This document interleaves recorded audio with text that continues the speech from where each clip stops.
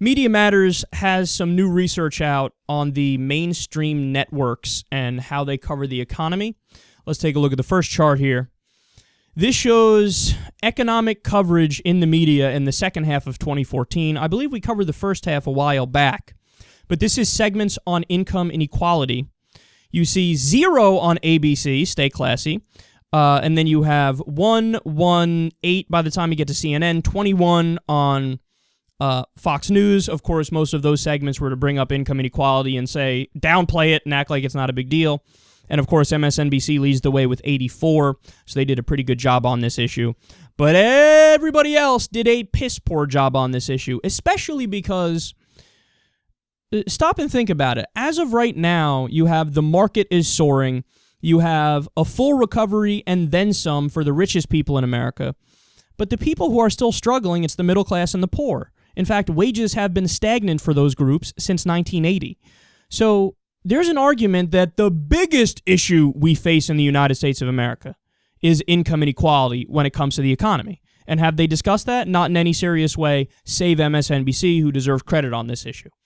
All right, now let's look at the next chart here. This shows the percentage of segments on the economy that mentioned inequality. Just 24%. So likely the biggest issue about the economy got only 24% of the coverage when discussing the economy. So that's terrible, but now we move on to the worst of all of them. This is the guests on the mainstream networks when discussing the economy. As you can see there, only 3.2% of the guests that discuss the economy were economists. Only 3.2% of the time were the people experts. Now, when you look at the political guests who discussed it, 183 or 25.6%, journalists 415 people or 58%, and other is 94 people or 13.1%.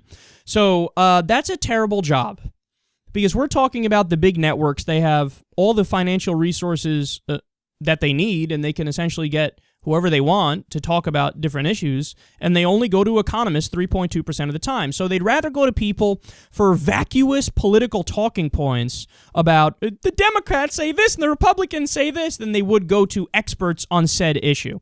That says a lot about the problem with the media today, is that there's biases all over the place. And one of the most important biases is the neutrality bias. You definitely see this on CNN, and you definitely see this for the different nightly news shows. Because what they do is they say, to avoid criticism of having a liberal bias or a conservative bias, we'll have a Democrat on and a Republican on, and we'll give 50% credit to each, and every issue will be debatable as long as they insist on debating it. So they don't want to discuss the facts. They don't want to discuss the reality. They don't want to bring on hardcore, dry, data-driven experts. So they just muck up this fake debate. I've brought this up before, but it's essentially like saying, let's debate reproduction. We have one person here who says that babies come about by reproduction, and we have another person here who says the stork brings the babies. Or let's debate creationism and evolution. One person says science is real, the other person says science isn't. But here, it's a 50-50 debate. Or climate change. They do this all the time with all these different issues. That's a gigantic problem. And then you also have the establishment bias.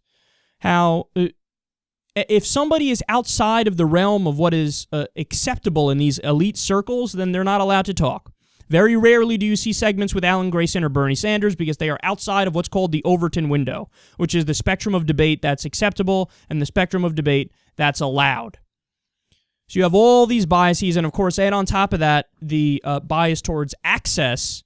Well, then you have just nothing but a suck-ass media across the board because they want to get the next scoop when Hillary Clinton runs for president. They want to get, Marco Rubio when he runs for president. They want to be the first person to know. So what do? They invite him on, and they don't really hit hard. They're nice to them. They're kind to them. So Marco Rubio gets to go on there and make shit up about the economy and make shit up about the deficit. And there's more information in this report that Media Matters did. It's a great report where they go on to explain that Fox News covered the deficit a lot, but what they did is they would cover the deficit and simply call for deficit reduction without giving you the facts and the information that, in fact, the deficit has been reduced. So Barack Obama inherited a $1.4 trillion deficit. Now it's $483 billion. He more than cut it in half. I mean, conservatives should absolutely love him on this issue, but instead they cover the deficit and just scream for deficit reduction, and they don't tell you the reality that the deficit has been reduced. You could watch Fox segments on the deficit all day and not know what the actual deficit number is. So it's no surprise that there was a study that came out that said people who watch Fox News know less than people who watch no news. How sad is that? But this is the picture of American media that you get, and this is what the reality is. These guys are terrible at their job. I mean, they have one job. Give the American people the facts. That's it. Give them the facts, give them context, give them perspective, let them know what the truth is. But instead of doing that, they suck up to the political establishment and they do sensationalist stories, and they don't tell you the reality, and that number proves it, that about 3% of the people on to discuss the economy were economists. That's not forgivable.